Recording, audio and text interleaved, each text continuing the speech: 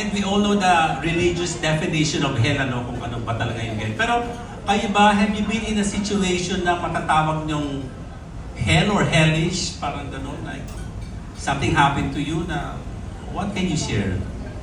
Na naging nasa situation na kayo na parang which you can describe as parang hell or hellish. Para kanino po yung tanong sa lahat? Sa cast, yes. Okay, to the cast. Alright, simulan natin from this side, kay Keegan. Nakasama ko sa pin. Can you repeat the question po? Sorry.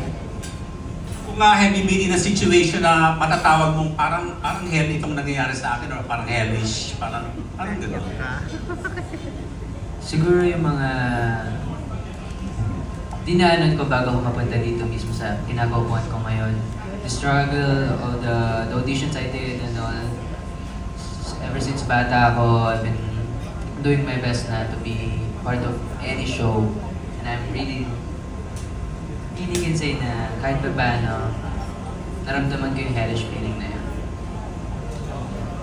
Ako siguro yung mga tinataka ko, I feel like I consider it as hell kasi kung hindi ko siya consider as something na mahirap, hindi ko ma-achieve yung greatness doon. So, feeling ko sa pag-achieve ng sa acting, ganyan, with singing also, kasi part of a boy band. So, it's really hectic and nakapagod, pero masaya. Hello po sa inyo lahat. Good evening. To be honest, ako po, I've never been in a situation na yung sabi niyo po kaninang like hell. But based on sa pinasa po namin yung libro, scripts and everything, which is naiintindihan po namin yung situation and all. So, we'll do our best to para magustuhan niyo yung show na gagawin po namin. Thank you. Yeah po. Ako po, siguro po yung situation na masasabi ko pong parang hell, yung pandemic po, lahat po tayo nakapag-experience nun. Kaya siguro po yun yung pinaka-hell na nangyari po sa akin. Thank you. Actually, same answer din ako kay with Jack. I've never been, I can't really think right now of anything na parang I've gone something like hell. Hell is a big word. Pero I've gone through tough times. Pero if the question is more about if magagampanan ba namin yung role without going through things like hell, I think agree din ako sinabi mo na we've been reading the book naman and everything, workshops, that'll really help. Yeah.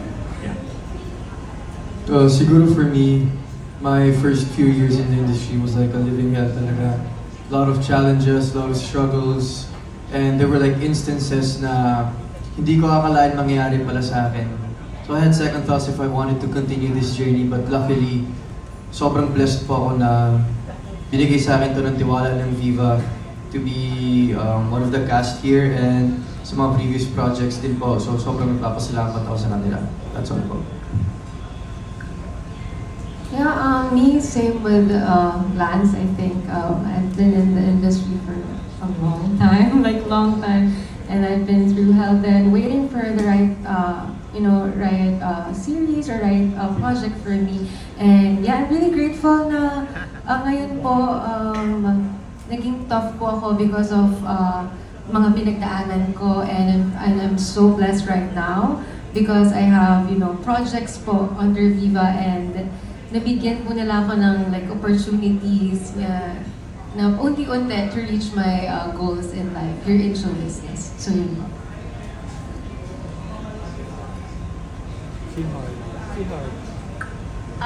For me po, I've experienced hell when I was sick and I was alone. Na-rush po ako sa ER and I was alone. I was going to MediaCon, and then sama-sama ko yung manager ko. I was like, I cannot do it. And then one time it was so embarrassing kasi nag-puke pa ako kahit it was really embarrassing.